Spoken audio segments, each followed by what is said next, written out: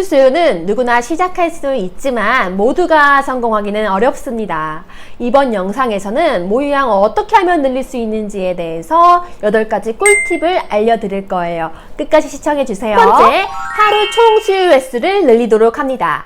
먼저 출산 후 우리 몸의 호르몬에 대해서 말씀드리고 시작할게요. 아기를 낳고 태반이 떨어지면서 여성 호르몬은 감소가 되어 태반이 박리가 되고 평균적으로 72시간 정도가 지나면 젖생성 호르몬이 최고조에 이르게 되고 출산 후 6, 7일 정도가 되면 호르몬이 조금씩 떨어지게 돼요.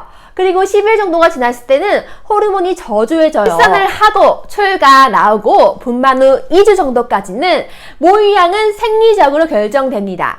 분만 후 2주부터는 유방 속에 있는 모유를 얼마나 비워냈냐에 따라서 모유양이 결정돼요. 산후조리원에서 모유를 직수 위주로 먹여왔다면 문제가 없지만 모유라는 게 자주 아기에게 빨릴수록 효과적으로 비울수록 모유양은 늘어나게 됩니다.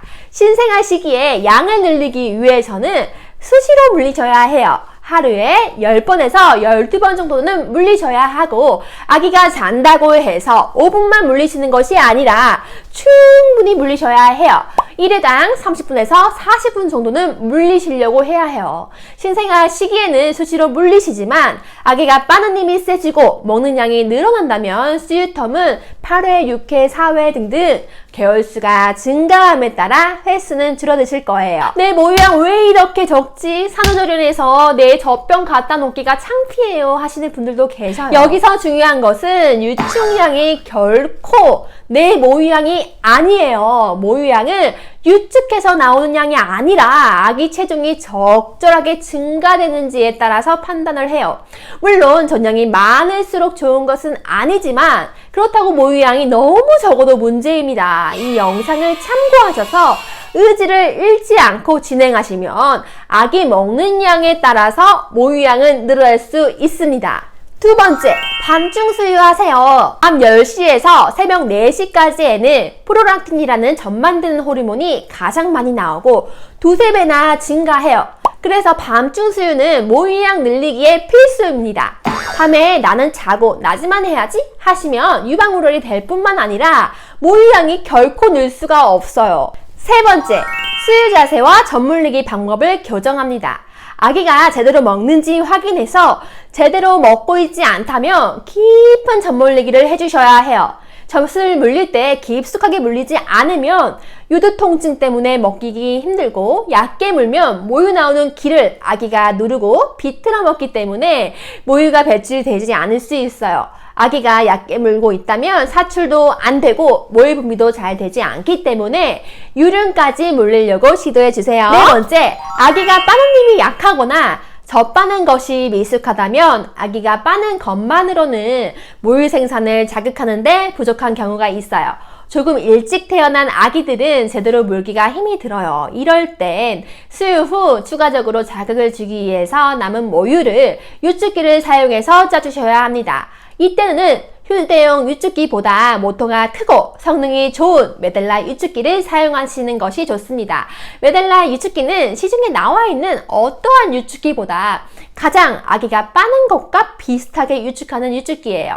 아기에게 수유 후에 아직 가슴이 불편하고 가슴이 묵직하고 남아있는 것 같다 하시면 각각 교차로 5분씩만이라도 유축을 해주시길 권해드려요. 충분한 수유가 되지 않아서 유방 속에 모유가 남아있는다면 더 이상 필요하지 않나 하면서 몸에서 호르몬 활동이 저하가 돼요.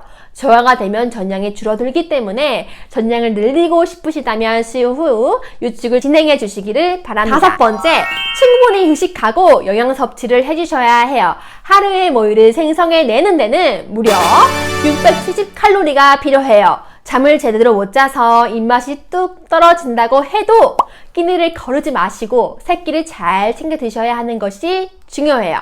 그리고 밤에도 수유해야 하기 때문에 아기 잘 때 옆에서 잠을 자도록 해서 낮잠으로 수면을 충분히 채워주셔야 해요. 영양도 충분히, 휴식도 충분히 하시는 게 중요합니다. 여섯 번째, 혈액순환을 촉진시키는 방법이에요. 전량을 늘리고자 한다고 하면 유방 내부 순환을 원활하게 하는 유방 관리를 받으시는 것을 추천합니다. 유방 내부의 순환이 좋아지면 모유양이 느는 것은 당연한 원리예요. 혼자 고민하지 마시고 실력 있는 모통 유방 관리 전문가를 찾아가셔서 상담과 함께 유방 관리를 받고 추가적으로 전량 체크도 하면서 수유를 해나가신다면 많은 도움이 되실 거예요. 7번째, 수분 섭취해주세요. 모유 수유할 때 수분은 1.5리터에서 2리터는 드셔야 해요. 한번 마실 때 벌컥하고 많이 드시는 것보다는 주기적으로 자주 드시는 것이 효과적이에요. 실제로 모유 수유 열심히 하시다 보면 목이 마르신 것을 느끼실 거예요. 이렇게 충분히 수분 섭취하는 것은 전량 늘리기에 도움이 될 뿐더러 신진대사와 혈액순환, 노폐물 배출에도 효과적이에요. 국물이나 물을 많이 마셔야 양이 느나요? 하고 질문하시는 분들이 계셔요. 모유 수유할 때 수분 섭취 당연히 필요합니다. 그러나 지나친 수분 섭취는 좋지 않아요. 어떤 사모님께서는 산후도우미님께서 물을 4리터 정도는 마셔야 모유양이 는다고 해서 4리터 마시고 있어요 하시는 분들도 계셨어요. 물론 엄마가 탈수 증상이 보일 경우에 물을 적게 마신다면 모유를 생산하는 데 영향을 미칠 수 있습니다. 그러나 수분 과다 섭취되었을 때는 오히려 모유 생산량이 줄 수도 있고 우리 몸속의 신장에 무리를 줄 수 있기 때문에 물은 적당량만 드시길 권해드려요. 8번째, 아기와 스킨십 하는 거예요. 아기와 피부를 맞대고 수유하게 되면 뇌하수체에서 옥시토신 호르몬이 분비가 되는데 이 호르몬으로 인하여 전량을 늘리는 데 도움이 됩니다.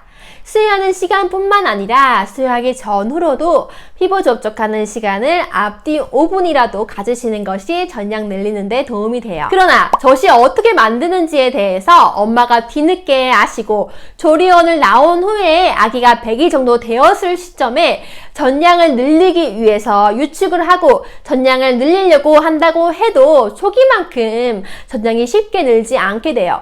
모유양의 골든타임이 있는데 그 기간은 출생 후 14일 이내입니다. 이것을 잊지 마시고 모유양을 확보하기 위해서 노력을 해주셨으면 좋겠습니다. 알려드린 팁만 실행하셔도 전량 늘리는 데는 성공하실 거예요.